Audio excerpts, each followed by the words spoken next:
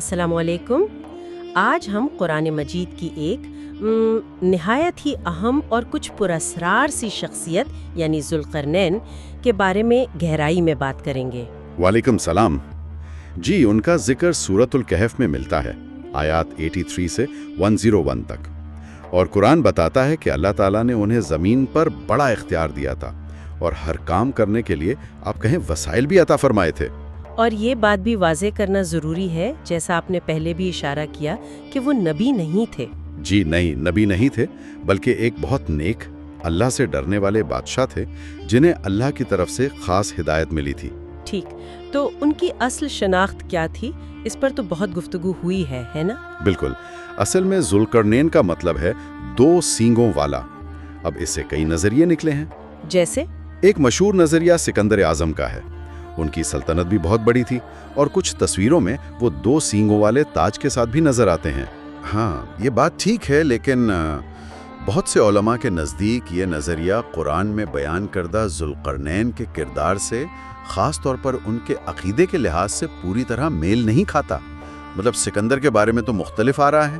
اچھا، تو پھر کون سی شناخت زیادہ قرین قیاس سمجھی جاتی ہے؟ ایک زیادہ مضبوط اور آج کل کافی مقبول رائے فارس کے بادشاہ سائرس اعظم کی ہے۔ اوہ، سائرس؟ ان کے بارے میں کیا خاص بات ہے؟ دیکھیں، سائرس اپنی عدل پسندی کے لیے مشہور تھے۔ وہ ایک محوّد حکمران سمجھے جاتے ہیں اور انہوں نے یہودیوں کو بابل کی قید سے آزادی دلائی تھی، ان کے ساتھ بہت اچھا سلوک کیا۔ تو یہ خوبیاں، مطلب عدل، توحید، رحم دلی، یہ قرآن کے بیان کے زیادہ قریب لگتی ہیں۔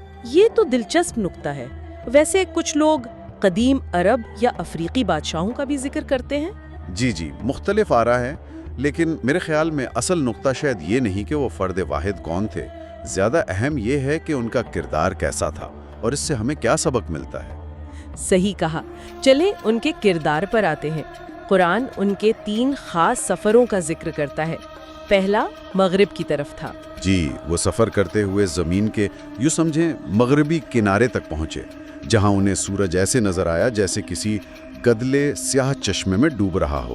یہ منظر تو بڑا علامتی سا لگتا ہے۔ وہاں کیا ہوا؟ وہاں انہیں ایک قوم ملی۔ اللہ نے انہیں اختیار دیا کہ چاہیں تو ان کو سزا دیں یا ان سے اچھا سلوک کریں۔ تو انہوں نے کیا فیصلہ کیا؟ انہوں نے انصاف کا راستہ چنا۔ کہا کہ جو ظلم کرے گا اسے سزا ملے گی، اور جو ایمان لائے گا اور نیک عمل کرے گا اس کے لیے بہترین اجر ہے، اور ہم اس سے نرمی کا برتاؤ کریں گے۔ یہ ان کی حکمرانی کا اصول ظاہر کرتا ہے۔ بالکل۔ اچھا، مغرب کے بعد پھر مشرق کا رخ کیا۔ جی، مشرق میں وہ ایک ایسی جگہ پہنچے جہاں لوگ بہت سادہ حالت میں تھے۔ ان کے پاس سورج کی تپش سے بچنے کے لیے کوئی خاص اہتمام، کوئی گھر، کوئی سایہ نہیں تھا۔ اس سے ان کی سلطنت کی وسعت کا اندازہ ہوتا ہے کہ کتنی مختلف جگہوں اور لوگوں تک ان کی رسائی تھی۔ یقیناً۔ اور پھر تیسرا سفر، جو شاید سب سے مشہور ہے، وہ شمال کی طرف تھا، 2 پہاڑوں کے بیچ میں۔ ہاں، یہ یاجوج و ماجوج والا قصہ ہے نا؟ جی بالکل۔ وہاں کے لوگوں نے ان سے فریاد کی کہ یاجوج اور ماجوج زمین پر فساد مچاتے ہیں، تو آپ ہمارے اور ان کے درمیان کوئی رکاوٹ، کوئی دیوار بنا دیں۔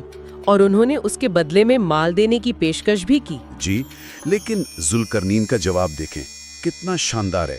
انہوں نے کہا، جو میرے رب نے مجھے دے رکھا ہے وہ تمہارے مال سے کہیں بہتر ہے، تم بس اپنی طاقت سے، مطلب محنت مزدوری سے میری مدد کرو۔ سبحان اللہ، یہ تو بیلوسی اور قیادت کی اعلیٰ مثال ہے۔ مال نہیں مانگا بلکہ لوگوں کو ساتھ ملا کر کام کرنے کو کہا۔ بالکل۔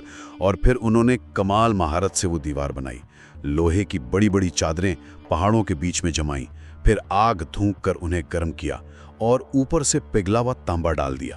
ایک ناقابل تسخیر رکاوٹ بن گئی وہ۔ جی، ایسے مضبوط دیوار کہ یاجوج و ماجوج اسے پھاند نہ سکے، نہ اس میں سوراخ کر سکے۔ یہ ان کی انجینئرنگ کی صلاحیت اور وسائل کو منظم کرنے کی اہلیت کا ثبوت ہے۔ یہ یاجوج و ماجوج کا ذکر تو میرا خیال ہے دوسری آسمانی کتابوں میں بھی آتا ہے۔ جی ہاں، بائبل میں بھی گوگ اینڈ مگوگ کا ذکر ہے۔ انہیں عام طور پر فسادی، تباہی پھیلانے والے گروہ سمجھا جاتا ہے۔ تو یہ دیوار کب تک قائم رہے گی؟ دیکھیں، دیوار نے انہیں ایک طویل عرصے تک روکے رکھا۔ اسلامی عقائد کے مطابق یہ دیوار آہستہ آہستہ کمزور ہو رہی ہے اور قیامت کے قریب اللہ کے حکم سے ٹوٹ جائے گی، اور پھر یاجوج و ماجوج کا خروج ہوگا، جو قیامت کی بڑی نشانیوں میں سے ایک ہے۔ اچھا، تو ذوالقرنین کی پوری کہانی سے، خاص طور پر ان کے فیصلوں اور اس دیوار کی تعمیر سے ہم آج کیا سبق حاصل کر سکتے ہیں؟ وہ بہت سے اسباب ہیں۔ سب سے پہلے تو یہ کہ اللہ اگر طاقت اور اختیار دے تو اسے انصاف کے ساتھ لوگوں کی بھلائی کے لیے استعمال کرنا چاہیے۔ صحیح۔ دوسرا، قیادت میں اللہ کا خوف یعنی تقوی بہت ضروری ہے۔ تیسرا، بے لوسی، انہوں نے اتنا بڑا کام کیا لیکن کوئی معاوضہ طلب نہیں کیا۔ بالکل۔ پھر مستقبل کی منصوبہ بندی، آنے والی نسلوں کے تحفظ کا خیال، اور یہ بھی کہ بڑے مقاصد کے حصول کے لیے اتحاد اور مل جل کر کام کرنا کتنا ضروری ہے۔ ان لوگوں نے مدد کی تو وہ دیوار بنی۔ یہ سب بہت اہم باتیں ہیں۔ اچھا، ایک سوال جو ذہن میں آتا ہے وہ یہ کہ یہ دیوار آخر ہے کہاں؟ کیا آج اس کا کوئی پتہ ہے؟ یہ ایک بڑا سوال ہے۔ حقیقت یہ ہے کہ اس کا ٹھیک مقام آج کسی کو یقینی طور پر معلوم نہیں۔ کوئی اندازے؟ ہاں، محققین مختلف علاقوں کی طرف اشارہ کرتے ہیں۔ کچھ کفکاز کے پہاڑوں میں دربند نامی جگہ کو کہتے ہیں، کچھ وسطی ایشیا کے کسی درے کو، لیکن یہ سب قیاس آرائیاں ہیں۔ حتمی علم تو اللہ ہی کے پاس ہے۔ تو خلاصہ یہ ہے کہ ذوالقرنین کی شخصیت ان کی شناخت سے قطع نظر ایک لازوال مثال ہے ایمان، انصاف، اللہ پر توکل اور دانشمند قیادت کی۔ بالکل، یہ کہانی صرف ماضی کا قصہ نہیں بلکہ ہر دور کے لیے مشعل راہ ہے۔ یہ بتاتی ہے کہ اصل طاقت وسائل کا ہونا نہیں بلکہ ان کا صحیح استعمال ہے۔ اور آخر میں ایک بات سوچنے کی ہے، جس طرح ذوالقرنین نے ایک مادی دیوار بنا کر اس وقت کے ایک بڑے فساد یعنی یاجوج و ماجوج سے لوگوں کو بچایا، جی، تو کیا آج کے دور میں ہمیں اپنے معاشروں کو جو نظریاتی، سماجی یا اخلاقی قسم کے فسادات درپیش ہیں ان سے بچاؤ کے لیے علم، اتحاد، انصاف اور مضبوط اقدار جیسی کون سی دیواریں تعمیر کرنے کی ضرورت ہے؟ یہ سوال میں سامعین کے لیے چھوڑتی ہوں۔ بہت اہم نقطہ ہے، اس پر ضرور غور کرنا چاہیے۔